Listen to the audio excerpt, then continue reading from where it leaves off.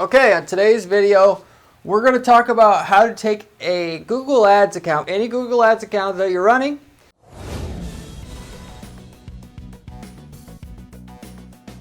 take it, if you're not getting the return you want, we'll bring it to an 8-to-1 return, at least for your company, in actually 30 days or less. Now, this video is titled 2-to-1 to an 8-to-1 ROI. Little bit of, I guess, gimmick to that. Really, this will be able to take any return you're basically getting. If you're getting any return at all, that's more than basically nothing or almost nothing. We'll crank it all the way up to an 8-to-1 with this technique on this video I'm about to give you.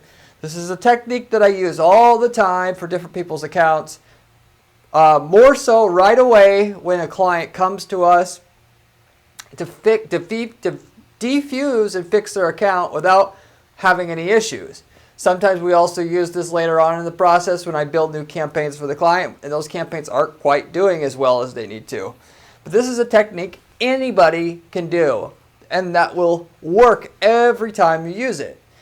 What it basically, as an overall thing, what this contains is you're rebuilding what you've done. You're going to take just the golden nuggets out of what you have. You're going to learn from that. You're going to expand on that, and that's going to completely replace all the trash in your account that you had before that was too wide, too sloppily running to get you to an 8-to-1 return on your account that you expect. This 8-to-1 could be a 10-to-1 if you want. You get the general idea. This is a general idea to take something you have now. There's 10 or 20% of it working, respectively, which is very common starting out, and you're going to do just the 10 to 20%. But instead of cutting way back 80% of your volume, you're also going to get the same volume you had before. But it's going to be like the 10 to 20% that you had that actually got the return you wanted, if you get my drift. So anyway, in this video, I'm going to tell you how that's done. I'm going to go over some different case studies where I've done this before, explain the ROI that we had in the account before, then after, and then what we actually used to execute the technique I'm going to give you today. So you have everything you need to do what you need to do this for yourself after the video is over. Okay, so let's get started. The biggest reason I see both B2B and B2C companies, so selling to a business or selling to a consumer, no matter what you're doing there, both are doing wrong when they started out advertising on Google search. So the biggest reason I basically see that B2B and B2C companies are not having their campaigns work when they start out, primarily when they're doing it themselves, but it could be a crappy agency that you're working with. The reason why it's not working, when they initially come to me and try to say, Corey, I'm about ready to give up on this thing. Is it just me, or does AdWords or Google Ads suck, basically? Google Ads doesn't suck. I wouldn't be in business to help people, basically mostly specializing in helping people with their Google Ads if it sucks. I'd get into a different business. It works amazingly well if you know how to do it. But what the most common problem they have, if and when it doesn't work, which is, 90% of people don't ever make money on Google Ads that try it. People try it and they go in and out all the time. I see it. And you'll see it in your market if you actually do the right things to stay in the market and have what you're supposed to have is the profit you make from the ads, finance more growth of the account, and then you build it up to an account that makes millions of dollars a year for you, one step at a time. But out of all the different reasons that it doesn't work, it's the keywords that they chose that screwed it all up. Okay, you could say keywords plus negative keywords if you want to say that, but we'll just keep it simple. It's the keywords. The keywords themselves aren't targeted enough to get your ads dialed in enough to get the return you want. I've said it on many videos before. Basically speaking, your whole job to get a profitable campaign going that you can finance the growth of just from the profit thereof of what you initially set up is no matter what, there's customers online. Everybody uses the internet now. Mostly everybody uses a search engine at some point. When they're going to buy something, if they don't have a referral, they're using a search engine, right? That's just how things work today. Well, your customers are there. People think it's just like an on-off switch. Okay, I've advertised, it didn't work. Now, that's crappy thinking. There's certain searches that people make and certain people that make those searches that people make that have your customers within them, and there's others that do not. You, being the smart person you are, have to figure out which is which. If you can figure out which is which, you'll make a ton of money. Long term, it'll almost be completely on autopilot once it's set up. For years, I've set up campaigns that minus regular optimization that increases the profitability runs for the next 10 years. This is realistic, and this is common when you're talking about Google search ads, particularly because nobody else is going to get off their lazy butt to do this stuff that I'm telling you here today. Even though it's on YouTube, it's free. I couldn't make it any easier for you. People are inherently sloppy and lazy, and they don't want to believe anything, and they don't want to try anything. If they just tried it, they would not have to believe me. They would just know. So in terms of all that, this is the strategy to help you pick the golden gem keywords out of your market that you're within playing in, that get the high return, and how to just get rid of all the rest of them that don't get the return. So it's actually pretty simple at a base level, but how this is actually done is an outside the box type of thinking that most people aren't going to think of, basically speaking. Some people will, but not very many. And that's where your opportunity comes in. So with that, in terms of me, okay, I ran my ads for a while on my account. I mentioned before that the main thing that you're paying for with running any PPC, especially like Google search ads, what this is mainly pertaining to, or Bing search ads, is you're paying for finding out what doesn't work more than what does work. Because once you get enough data on what doesn't work and what does work, you can just get rid of what doesn't work, and then you have what does work, if that makes sense. So even if you're not making money right away, as long as you're gathering the data that gives you the 10 or 20% that works, and you can identify it specifically, what keywords they're searching, what demographic of age demographic the person is that's searching for those keywords when they bought, what device they were when they bought, when they search those keywords, so on and so forth, you can dial it down and then get the return you want. It is not a matter of if, but when. But when we're talking about specifically the keywords, what I'm going to do is I'm going to go into, there's a place in your ad account called the search terms report. So people get confused. There's the keywords that you bid on, and then there's the search terms, which are the actual things people type into Google that triggered your ad, in which you can see exactly what they typed in before they clicked on your ad, basically. That report right there is the best, most important basic report in terms of optimization of your account that there is. Because that tells you, again, what worked and what didn't work at a very specific level. The people who bought, search these things. The people who didn't buy, search these other things.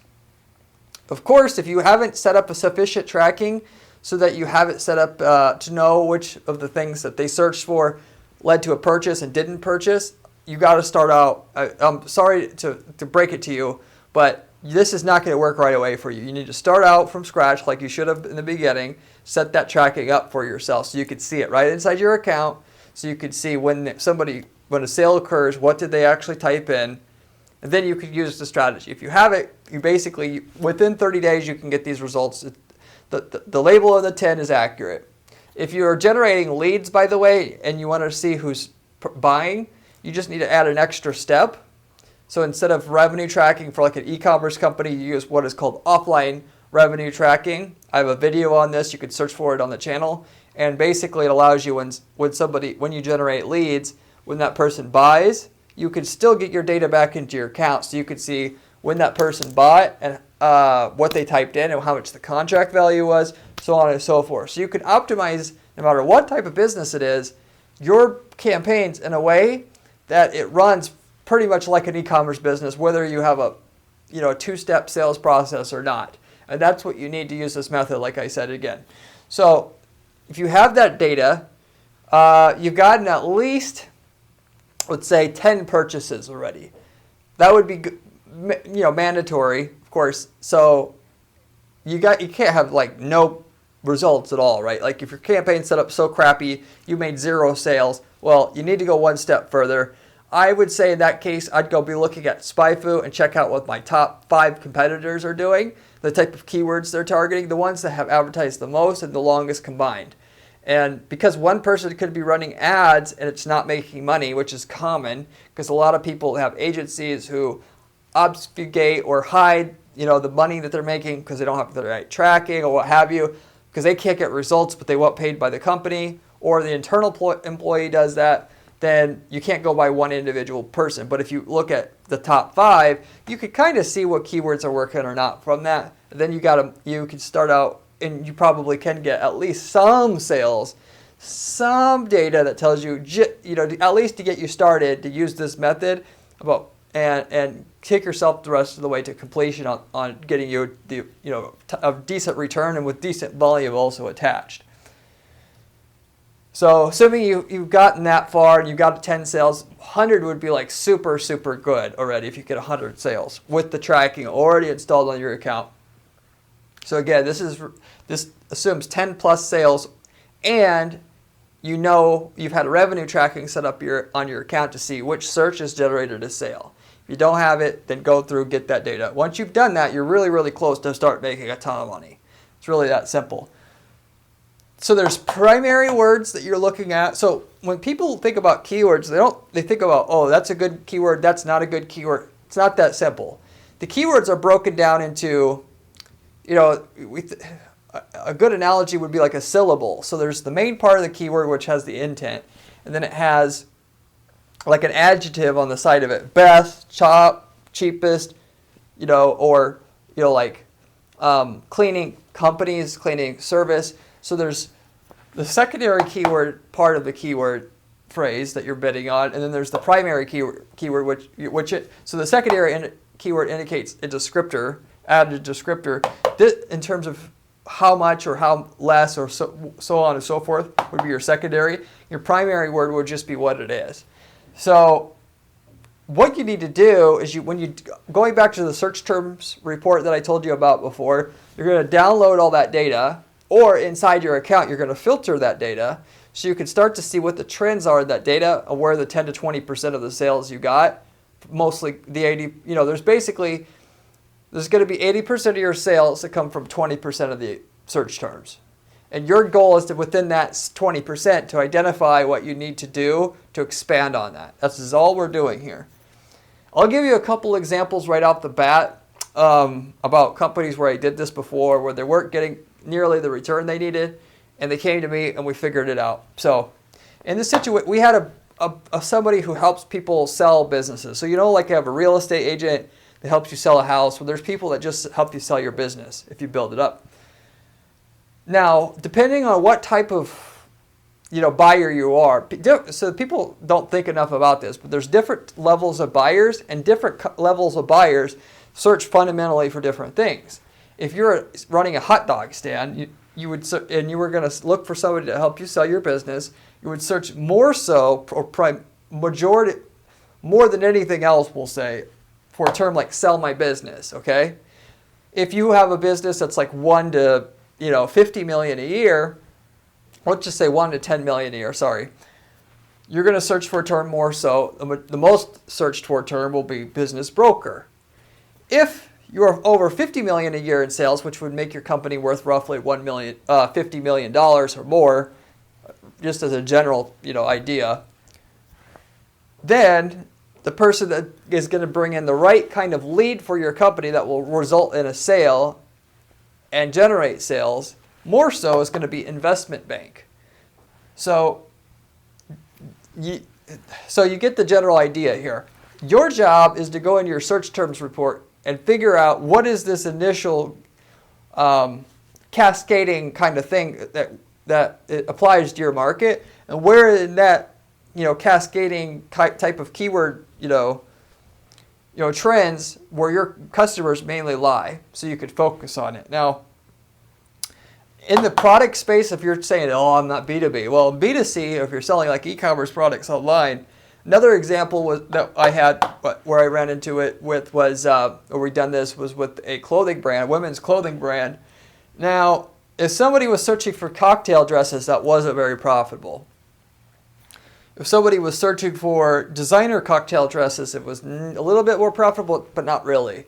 Where the gems were, what we found through doing our statistical kind of research, going through, like I said, where's the 80% of the sales that came from 20% of the spend? that type of thing, was the glam gown. So, you know, respectively, this was kind of a weird kind of thing, but, you know, the return was much, much higher from somebody typing glam gowns or glamorous gowns versus cocktail dresses, but fundamentally, they kind of mean they're the same thing. So it's just another way to describe, but you could put these things basically into categories. Category 1, Category 2, Category 3, and that's what your goal is to put all these keywords that you see in your search terms report into categories, and then you don't even have to do by categories per se.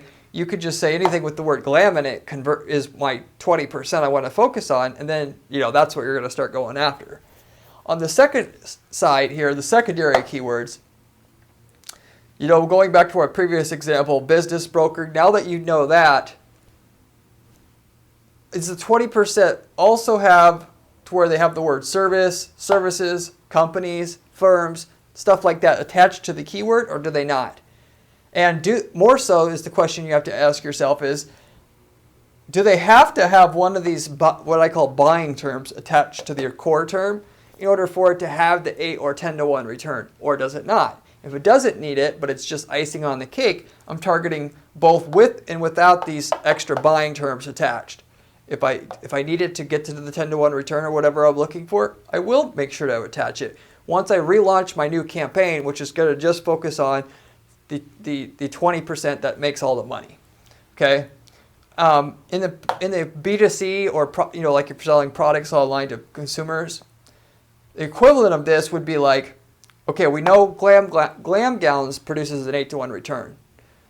Or let's say we know glam gowns produces a 7 to 1 return, but we need 8 to 1. We could take this one step further, and we could find out what the descriptor words on that glam or anything linked to glam has with it that will push us up over the 8 to 1 basically.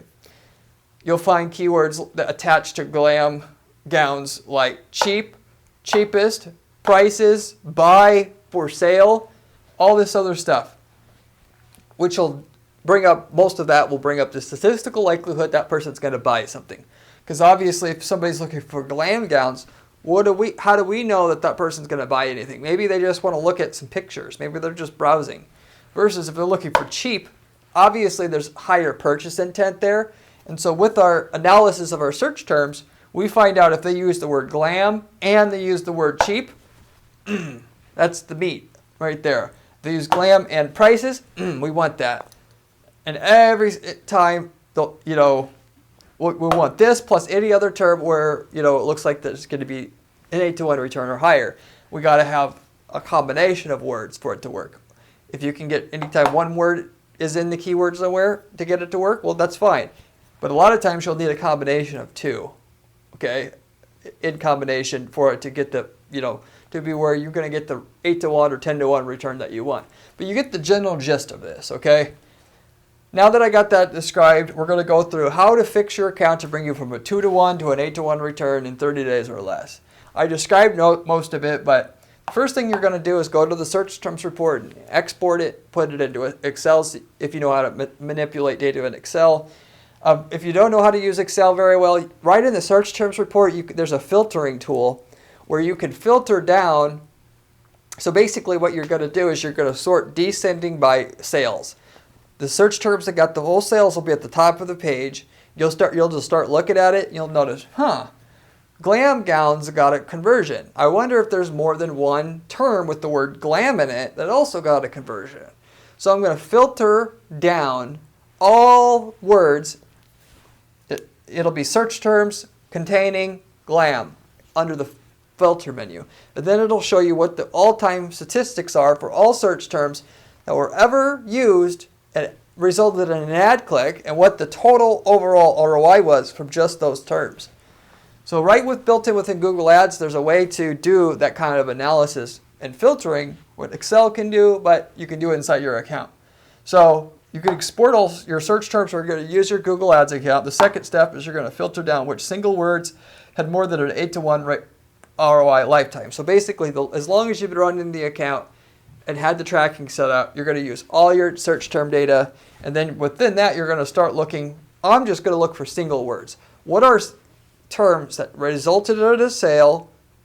And then within that, what are the most common single words that resulted in a sale? And maybe it's just the word one time. Could be technically, but for me, I'm primarily looking for that single word more than once to have confirmation that there's something worth really going after there. In this case, it's glam.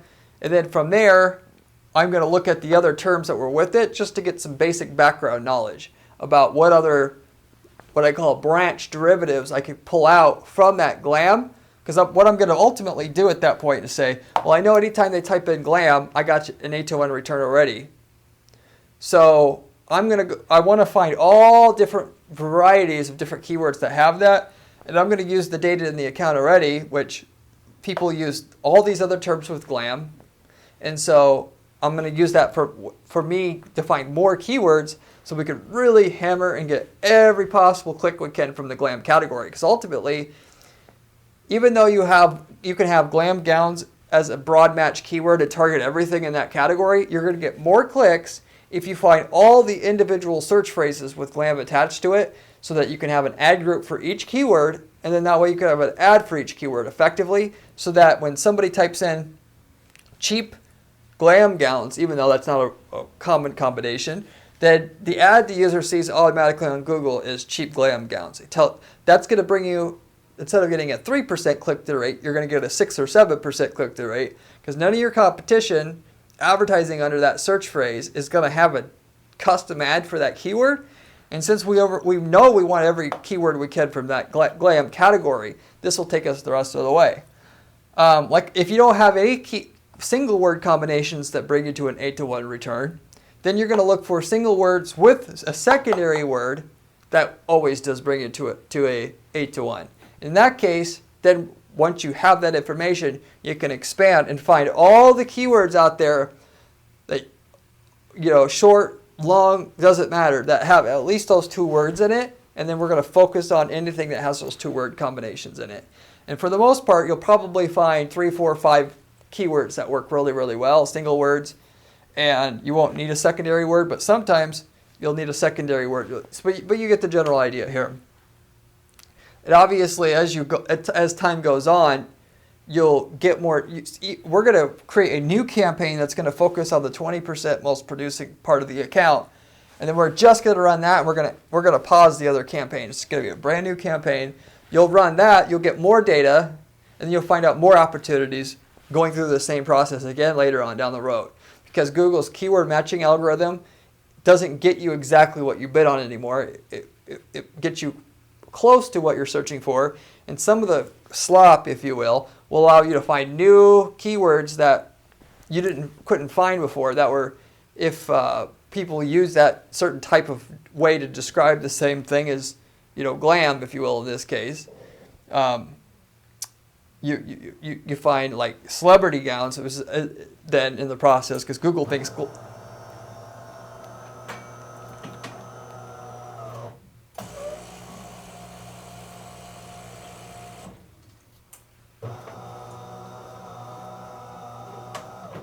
cut that part out. So glam basically thinks celebrity means the same thing. It'll start giving, if somebody types in celebrity instead of glam, your ad will trigger.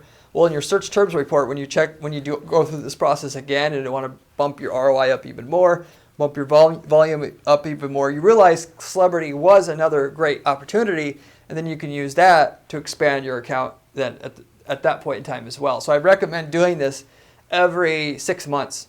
Basically, if you want to really build your account up as fast as you can without basically not needing any money to throw away, you basically, once this is up and going, it'll stay profitable and it'll be built up for your account as quickly as you can at the same time. And then you're just reusing the part of your profit back into the ads and building things up that way.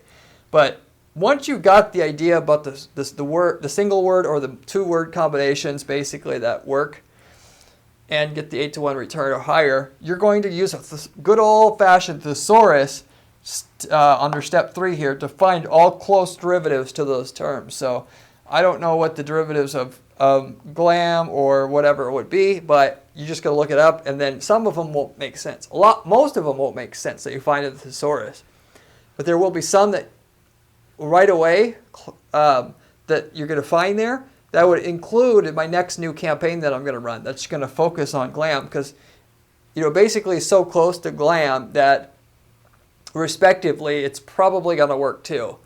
To keep it safe, you could put glam in one campaign because you already know for sure that's going to work. And then all this stuff that you think is like glam, but like you found in the thesaurus, in a second campaign that should work like glam, but you're going to test it out. So you're going to use the thesaurus to find all close derivatives to those terms that you found that are most profitable and give you an 8-to-1 return or higher. And then from there, you're going to find all new permutations of those terms in which you can find new keywords to run in your new campaign. So basically, once you find, you know that glam and designer and, any words with those and the word cheap together, makes sense. And so what you can do is, in that particular case, it would be designer and cheap, glam and cheap. So you could search for a pure permutation tool. You only have to do this, of course, if you have a bunch of different keywords. But basically, if you start out with, let's say, 2 keywords and then you use the thesaurus and you find 10 more. So you have 20 keywords. Well, you have those 20 keywords and you got, instead of glam by itself won't work. You got to have glam, the gowns, glam, dresses. So what you're ultimately, when I say permutations, is you're going to mix and match the keywords. You're going to switch gowns and glam and backwards, forwards. You're going to add certain words in the middle that weren't in the middle, that were on the end before. And so you can find every possible combination of every term you can think of that has the word glam in it. So you can run them all. So you can have a keyword set up for them, all, an ad set up for them all. So you get the highest click-through rate you can from everything glam. So, respectively, anything with glam in it works. Within your search terms report, there's 20 different search terms with glam in it that has like glam gowns, glam dresses, whatever. You'll pull those 20 out, okay? You use your thesaurus, and if you find another word that's like glam, instead of 20, now you have 40. If you find two words like glam, instead of 40, you got 60. You get my general idea here. So eventually, with those 60 words, you can mix and match your combinations there. Instead of 60 keywords, you'll find 200 or 300.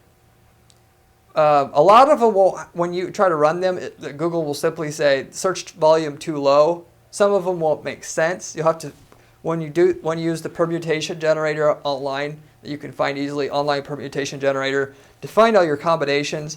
You take out the ones that don't make sense. You'll set up a test campaign on Google to see if it allows you to bid on all of them. So you have 100. Google says search volume too low when running the campaign for half of those, but now you have 50 that get searched regularly and will work. So instead of targeting basically one keyword that doesn't even have glam in it, but just shows up in your search terms report because of how keyword matching works, now you're targeting 50 keywords related to glam to get every possible search you can from glam out, and so that you can just narrow everything down to that. So I think hopefully I explained that well to you. But like I said, and then on top of all that, you're going to keep anything. So we're going to shut off our old campaign after all of this. We're going to have our new campaign with 1 ad per keyword that has everything from our search terms report that got an 8-to-1 return or higher. And then another campaign, of course, the first campaign is going to have all my derivatives, but if I have any words that I can find in the thesaurus, that'll be in a second campaign, if you will. Words that aren't in the search terms report that showed they converted, but mean the same thing as glam, and I want to test those out, because if that works, I want to right away expand on that as much as possible as well. That's the process that's going to right away take you from a 2-to-1 to an 8-to-1 plus return for your account, and this can obviously be done in a day or two, realistically. And how you do it. This is how I do it for my campaign. So, of course, you need a little bit of data, but if you spend a few $1,000s on ads, that's already enough to do this. You don't have to bleed forever. It's just a matter of getting just enough data to tell you what works, what doesn't work, and then cut out all the crap and just focus on what works. It's really that simple. Most people quit before they get that far, because they don't realize how nuanced things are and how specific you can be. Of course, if you target these keywords individually, again, Google will give you close derivatives to those. But for the most part, to fix that, by the way, you add negative keywords. If celebrity keeps showing up under your glam campaign, the way that I was talking about it before, and you know you don't want it, you just add a celebrity to that as a negative keyword to that glam campaign that you created, and then you won't get it anymore. And then from there, you just keep adding negative keywords so that if you want glam, glam is all you get, okay? So there is no excuse to not really set up very specific keywords and only stick to those specific keywords, because a lot of times for campaigns, that's what's required to make it work. It's been a lot of times, I've worked on hundreds of campaigns now, but it's been a lot of times where we have to do this to make it work, because unless we get that 20% and find out what that 20% is, the ROI is never going to be there. It's going to lose money forever, and it's just required. So this gets you to where you want to be faster if you're in a market that's less competitive. If you're in a highly competitive market, and which one consumers don't, there's more variety in what they're searching for because they don't quite know what to search for or how to search for it, then it just may never work, because you're in a market where that's not conducive to easily finding keywords, or that people normally know how to search for things the way that they need to search for it. And there's lots of different buyers, or if there's lots of different buyers and you need a small segment of the people searching, like I described in the broker example. So anyway, you get the general gist. I'm going to get into the case studies here as the last point. So there's 3 companies here where I've done this exact thing in order to get the campaigns to actually work. I do this out of necessity. And we did the process that I showed you here each time.